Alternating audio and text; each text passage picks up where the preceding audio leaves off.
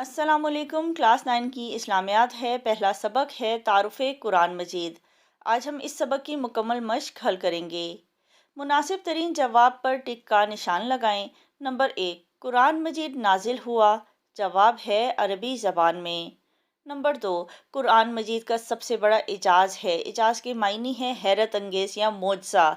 جواب ہے کائنات میں اس جیسا کوئی اور کلام نہیں ہے۔ نمبر 3، قرآن مجید کا بنیادی موضوع ہے۔ جواب ہے انسان۔ نمبر 4، قرآن مجید کی آیت کے مطابق قرآن مجید نصیحت ہے۔ جواب ہے تمام جہانوں کے لیے۔ نمبر 5، حضرت ابوبکر صدیق رضی اللہ تعالیٰ عنہ نے کس صحابی کو جمع التدوین کی ذمہ داری سونپی؟ جواب ہے حضرت زید بن ثابت رضی اللہ تعالیٰ عنہ۔ نمبر 6، جامع القرآن کس صحابی کا لقب ہے؟ جواب ہے حضرت عثمان بن عفان رضی اللہ تعالیٰ عنہ۔ درج سوالات کے مختصر جواب تحریر کریں۔ سوال نمبر 1، قرآن مجید کے لغوی اور اصطلاحی معنی بیان کریں۔ سبق کے پہلے صفحے پر اس کا جواب ہے۔ لفظ قرآن قرأتن سے ماخوذ ہے، جس کے لفظی معنی پڑھنے کے بھی ہیں اور ایک چیز کو دوسری چیز کے ساتھ ملا کر جمع کرنے کے بھی ہیں۔ اس کے بعد نیچے سے لکھیں گے، کلام اللہ کو قرآن اسی معنی میں کہا جاتا ہے، یعنی پڑھی جانے والی کتاب۔ پھر اصطلاحی تعریف لکھیں گے۔ قرآن مجید کی اصطلاحی تعریف ان الفاظ میں بیان کی گئی ہے۔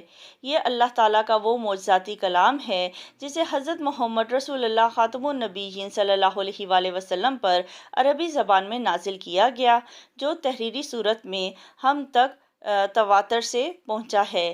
ٹھیک ہے، پورا نہیں لکھنا، جو میں نے ہائی لائٹ کیا ہے بس وہ لکھنا ہے۔ یہی پہلے سوال کا جواب ہے۔ سوال نمبر 2، قرآن مجید ہر قسم کی تحریف سے پاک کیسے ہے؟ تحریف کہتے ہیں تبدیلی کو۔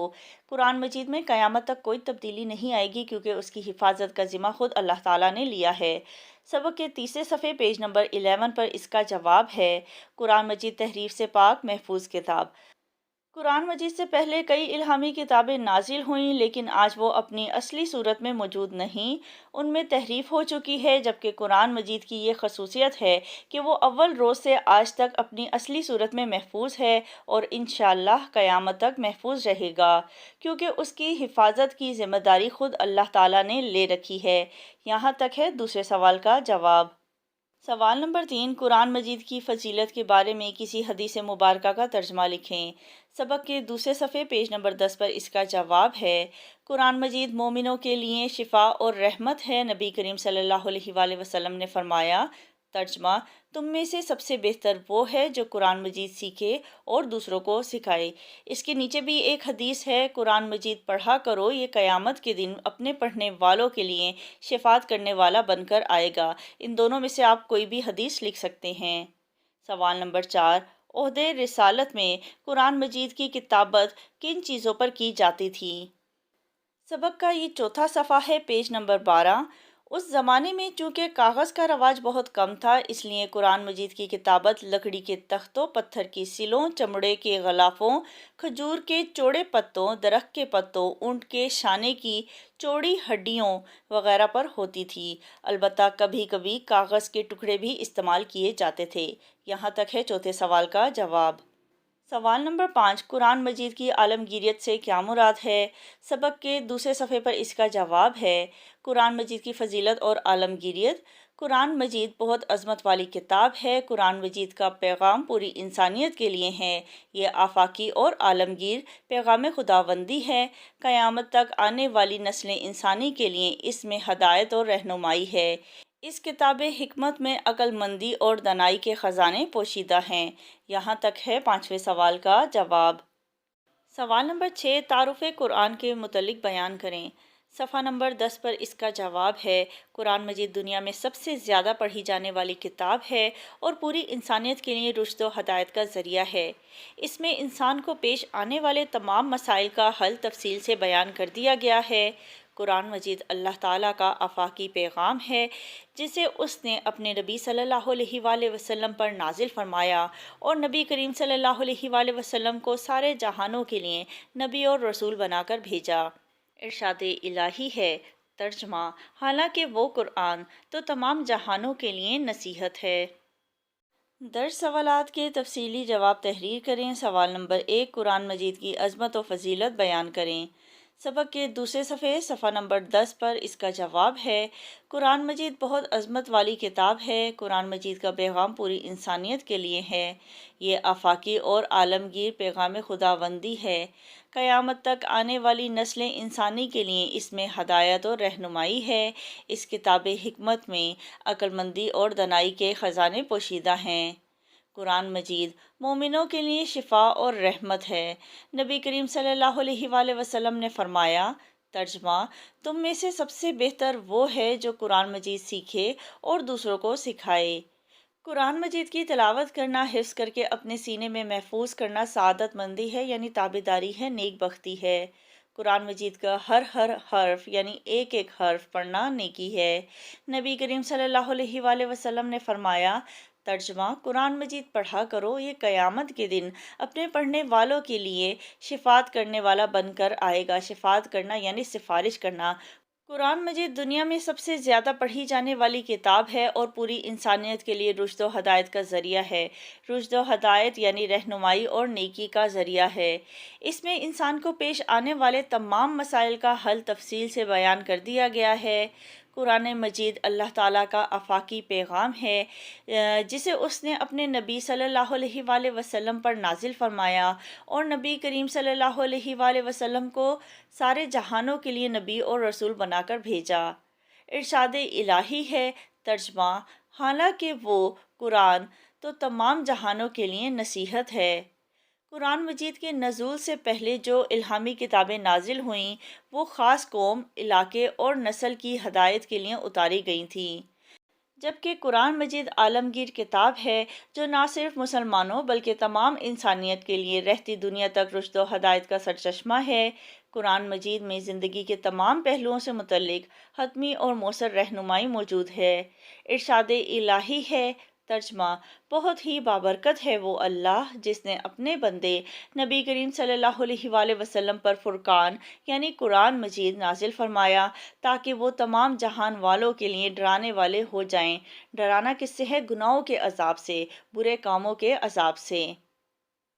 سوال نمبر 2، عہدۂ رسالت مآب صلی اللہ علیہ وآلہ وسلم میں جمع و تدوین قرآن مجید کے لیے کون کون سے اقدامات کیے گئے؟ مفصل تحریر کریں۔ صفحہ نمبر 12 پہ اس کا جواب ہے، جہاں تک جمع قرآن کے پہلے معنی یعنی اسے سینے میں محفوظ کرنے کا تعلق ہے تو یہ وصف یعنی خوبی دیگر صحابہ کرام رضی اللہ تعالیٰ عنہم سے قبل نبی کریم صلی اللہ علیہ وآلہ وسلم کی ذات گرامی میں بدرجہ آتم موجود تھا، یعنی مکمل طور پر پوری طرح موجود تھا، بلکہ آپ صلی اللہ علیہ وآلہ وسلم سید الحفاظ تھے۔ سید الحفاظ یعنی قرآن پاک کے حافظوں میں سب سے زیادہ بلند رتبہ رکھنے والا، سب سے زیادہ ممتاز۔ آپ صلی اللہ علیہ وآلہ وسلم کا معمول تھا کہ جب بھی قرآن مجید کا کچھ حصہ نازل ہوتا تو صحابہ کرام رضوان اللہ علیہم اجمعین کو سنا دیتے۔ صحابہ کرام رضوان اللہ علیہم اجمعین آپ صلی اللہ علیہ وآلہ وسلم سے سن کر زبانی یاد کر لیتے۔ عہدۂ رسالت میں بہت سے صحابہ کرام رضی اللہ تعالیٰ عنہم ایسے تھے جنہیں پورا قرآن مجید زبانی یاد تھا۔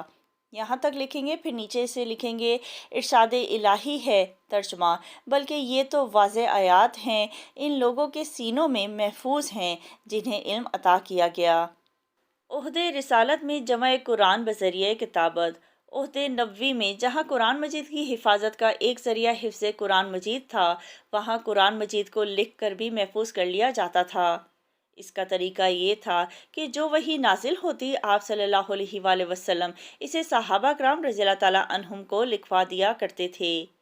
کتابت وحی کے لیے آپ صلی اللہ علیہ وآلہ وسلم نے بہت سے صحابہ کرام رضی اللہ تعالیٰ عنہم کو مقرر فرمایا ہوا تھا جو حسب ضرورت کتابت وحی کے فرائض انجام دیتے تھے۔ کاتبین وحی کی تعداد 40 تک شمار کی گئی ہے۔ کاتبین وحی کہتے ہیں وحی لکھنے والے صحابہ کرام رضی اللہ تعالیٰ عنہم کو۔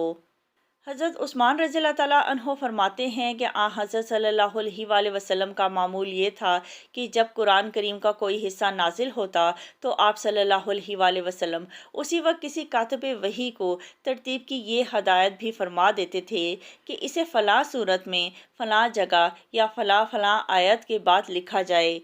چنانچہ اسے آپ صلی اللہ علیہ وآلہ وسلم کی ہدایت کے مطابق لکھ دیا جاتا تھا۔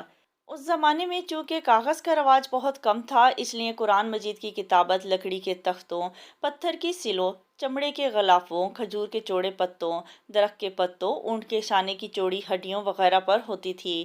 البتہ کبھی کبھی کاغذ کے ٹکڑے بھی استعمال کر لیے جاتے تھے۔ آپ صلی اللہ علیہ وآلہ وسلم کاتبین وحی صحابہ کرام رضی اللہ تعالیٰ عنہم کو قرآن مجید لکھواتے اور انہیں آیات کی ترتیب سے آگاہ فرما دیتے تھے۔ یہاں تک ہے دوسرے تفصیلی سوال کا جواب۔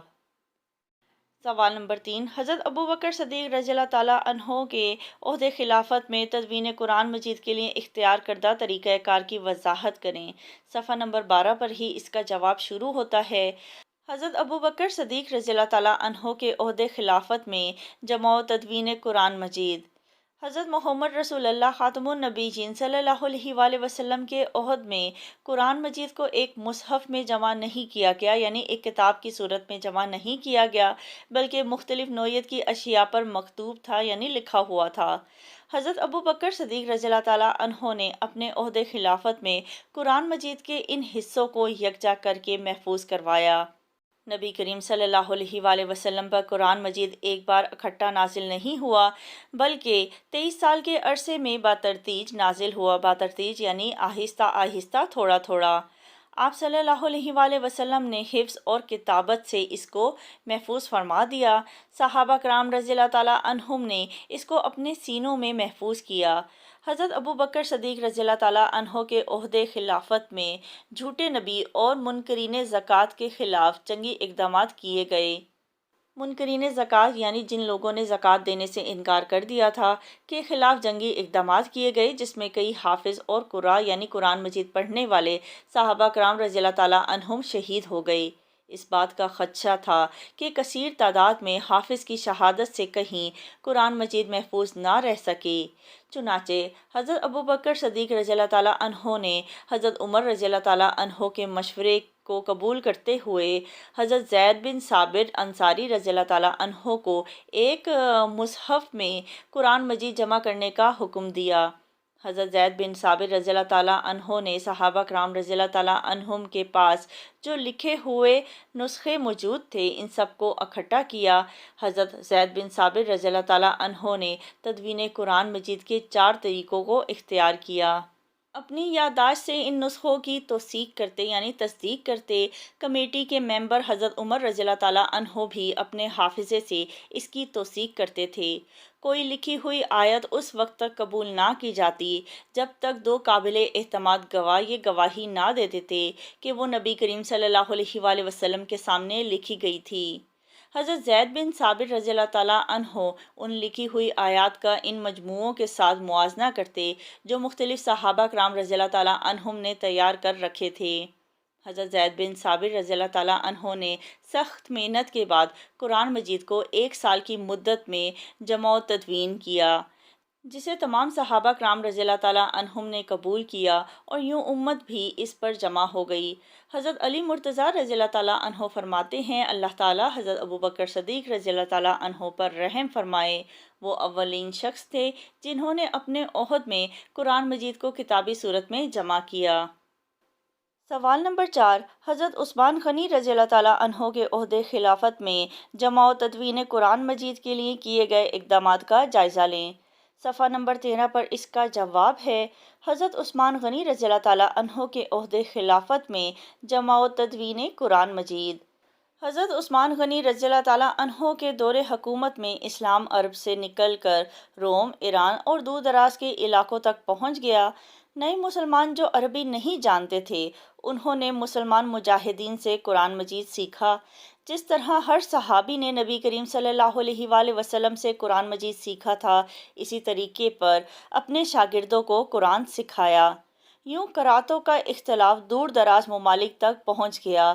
حضرت عثمان رضی اللہ تعالیٰ عنہ نے اس خطرے کا احساس کرتے ہوئے قرآن مجید کو قریش کی لغت پر جمع کرنے کے بارے میں صحابہ کرام رضی اللہ تعالیٰ عنہم سے مشورہ کیا۔